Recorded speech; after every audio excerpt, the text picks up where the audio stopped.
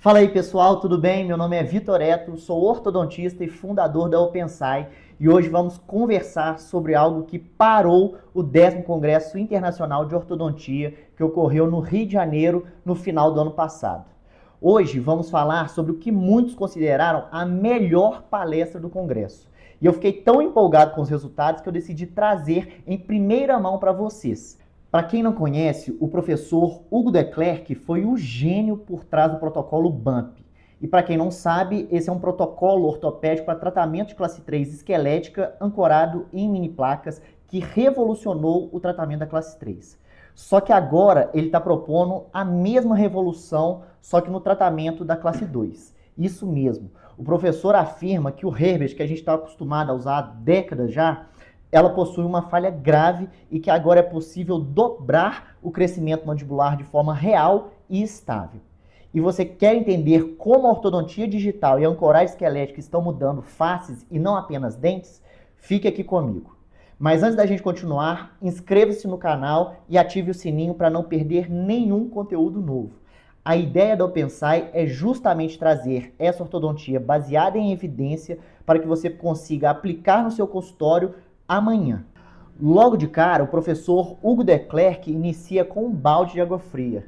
Ele mostrou que o Herbert convencional perde sua eficácia ortopédica após apenas 3 meses. Isso mesmo. Ele demonstrou que no Herbert convencional, como o aparelho está apoiado apenas nos dentes, após cerca de 3 meses ocorre uma intensa proclinação dos incisivos inferiores e retroinclinação dos incisivos superiores. E à medida que os dentes cedem e inclinam, eles permitem que a mandíbula escorregue de volta para trás.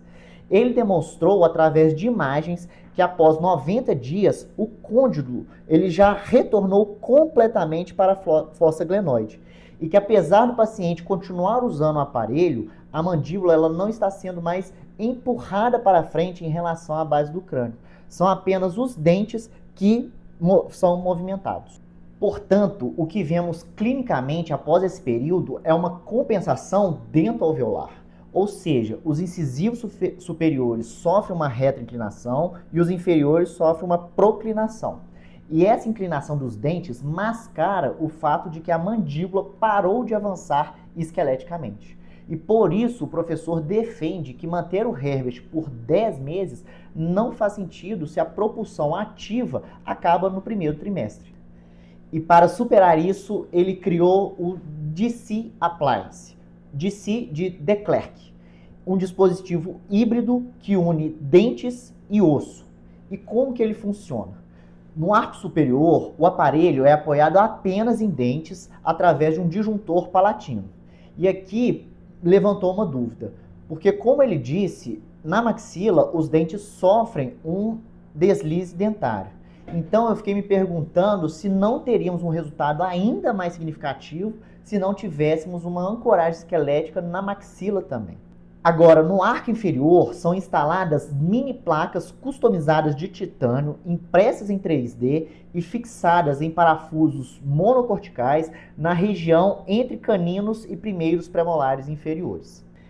E um diferencial desse sistema é o Mushroom Connector, ou conector tipo cogumelo, que diferente dos sistemas com parafusos, esse conector tipo cogumelo, ele permite que o ortodontista remova e coloque a propulsão com facilidade, mantendo a mandíbula na posição terapêutica de forma constante. E aqui é o vídeo da palestra dele ilustrando como funciona esse conector. E o grande diferencial dessa biomecânica é que ao ancorar esqueleticamente no arco inferior, evitou a proclinação dos incisivos inferiores. Na verdade, houve até uma retroinclinação desses incisivos. Com isso, aumentou o overjet entre esses casos e permitiu um avanço maior ainda da mandíbula. Então, para a gente entender como que a mandíbula cresce com o DC Appliance, nós precisamos abandonar a ideia de que o crescimento acontece só lá na cabeça do côndilo. O que ocorre é uma resposta biológica complexa que o professor de Clercq divide em 3 mecanismos principais que somados geram um avanço espetacular da mandíbula. O primeiro ponto é o aumento do comprimento físico do osso. E aqui eu quero chamar a atenção porque o professor ilustrou isso várias vezes, mostrando que o que acontece não é o crescimento da mandíbula. O que acontece é o alongamento desse comprimento. Então ele sempre frisava dessa forma que aqui está o corpo e o ramo da mandíbula, e a mandíbula ela tinha essa tendência de alongar. Então, com isso, o crescimento não é um crescimento real. E como que isso funciona? Enquanto o Herbert empurra a mandíbula para a região anterior, a musculatura, especialmente o músculo temporal, puxa o ramo para trás. E com essa combinação de tração e compressão mecânica, ela estimula a região do ângulo e do corpo mandibular, tornando o osso fisicamente mais longo. Sendo que para cada 1 milímetro desse alongamento, nós ganhamos exatamente 1 milímetro de avanço do membro. O segundo ponto, o professor explica que a fossa glenoide, ela tenta se readaptar a essa nova posição forçada. E ocorre uma remodelação óssea, não apenas na fossa, mas também no côndilo, em todo o contorno do ramo e no processo coronoide. E essa modelagem, ela permite um aumento do ângulo goníaco, o que resulta em um deslocamento substancial do côndilo para anterior e inferior dentro da fossa glenoide. E também, a cada 1 milímetro de realocação da fossa e do côndilo, equivale a mais 1 milímetro de projeção do membro. E por último, o terceiro fator talvez seja o mais negligenciado na ortopedia convencional. O professor mostrou que a rotação no sentido anterior da mandíbula é o principal contribuinte para a mudança na posição anteroposterior do queixo. A conta é a seguinte: a cada 1 grau de rotação no sentido anti-horário, gera 1,1 milímetros de avanço extra no mento. E isso impacta, inclusive, no tratamento da classe 3, pois significa que a direção para onde a mandíbula gira durante o tratamento, ela pode ou potencializar ou anular o crescimento desse osso. Já a rotação no sentido anti-horário é o superpoder desse tratamento, porque ele projeta o mento para frente e para cima, melhorando drasticamente o perfil e a linha queixo-pescoço. E o segredo para essa rotação é o controle do plano oclusal e a ancoragem esquelética que impede que os dentes inclinem ou roubem esse movimento rotacional. Ele, inclusive, ilustra essa comparação entre 2 pacientes. O primeiro, o paciente Bill, que teve um crescimento mandibular de 4,2 milímetros. Mas a sua mandíbula ela sofreu uma rotação no sentido horário, limitada pela inclinação do plano oclusal, resultando em apenas 3,8 milímetros de avanço do mento. Já o segundo paciente, o paciente Bob, teve exatamente os mesmos 4,2 milímetros de crescimento ósseo, mas a sua mandíbula ela rotacionou 3,7 graus para frente, resultando em um avanço no mento impressionante de 9 milímetros. E por que isso não acontecia antes?